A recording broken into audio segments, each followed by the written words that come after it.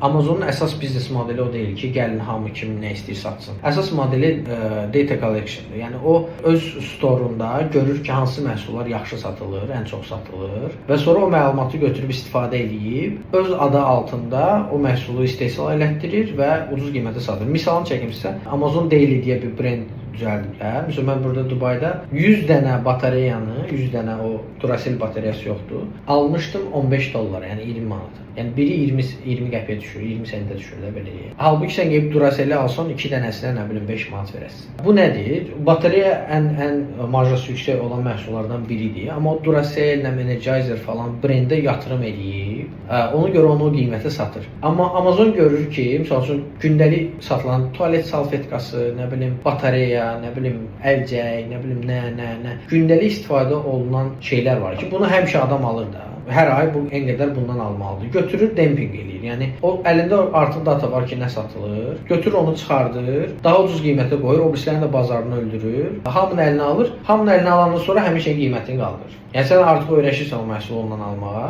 və o birislər də artıq məhv olub çıxıblar bazardan. Onda qiyməti qaldırır, pulu başlayır orada qazanmağa. Yəni uzun sözün qısası əsas məsələ datadır, data.